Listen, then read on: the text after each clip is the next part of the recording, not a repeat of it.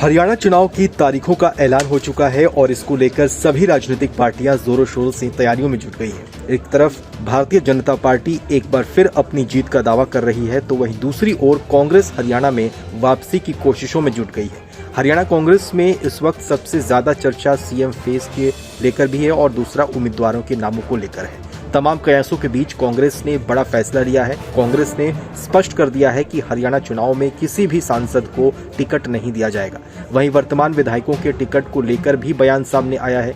दरअसल कांग्रेस के हरियाणा इंचार्ज दीपक बाबरिया ने बुधवार को स्क्रीनिंग कमेटी की बैठक के बाद पत्रकारों से बातचीत करते हुए कहा कि 10 से 15 सीटों पर चर्चा हुई है, लेकिन अंतिम फैसला लेने में अभी कुछ दिन और लगेंगे। शनिवार तक हमारी लिस्ट तैयार हो जाएगी। आवेदनों पर भी चर्चा हो रही है। 2000 से ज्यादा आवेदन आए हैं, उन पर चर्चा होगी और फिर हम लोग चेयरमैन के सामने वो नाम रखेंगे। इस दौरान बाबरिया ने साफ करते हुए कहा कि विधानसभा चुनाव में मौजूदा कांग्रेस सांसदों को टिकट नहीं दिया जाएगा। किसी भी मौजूदा सांसद को विधानसभा चुनाव लड़ने की इजाजत नहीं दी जाएगी।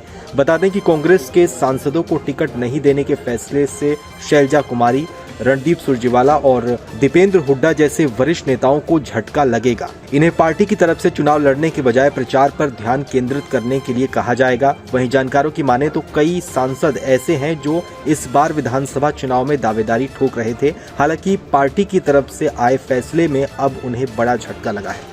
वहीं दूसरी ओर सीएम फेस की चर्चाओं के बीच हरियाणा कांग्रेस प्रभारी दीपक बाबरिया ने साफ कर दिया है कि सीएम बनने के लिए चुनाव लड़ना जरूरी नहीं है। उन्होंने ये बात तब कही है जब कुछ सांसद भी विधानसभा चुनाव लड़ना चाहते हैं। दिल्ली में पत्रकारों ने जब उनसे पूछा कि जो चुनाव नहीं लड़ रहा है क्या वो सीएम की रेस में है, इस पर दीपक बाबरिया ने कहा कि ये हो सकता है। सीएम फेस के तौर पर कोई भी व्यक्ति खुद को पेश कर सकता है अगर उसे विधायकों का समर्थन मिलता है और पार्टी के हाई कमान का उसके साथ आशीर्वाद रहता है।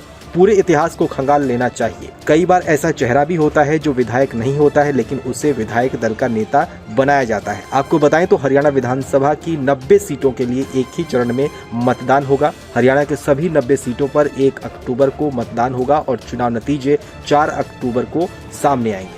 हरियाणा विधानसभा का कार्यकाल 3 नवंबर 2024 को समाप्त हो रहा है। पिछला विधानसभा चुनाव अक्टूबर 2019 में हुआ था। चुनाव के बाद भारतीय जनता पार्टी और जननायक जनता पार्टी के गठबंधन ने राज्य सरकार बनाई। भाजपा के पास 40, कांग्रेस के पास 31 और निर्दलीय और अन्य के पास 90 सीटें इस वक्त हैं।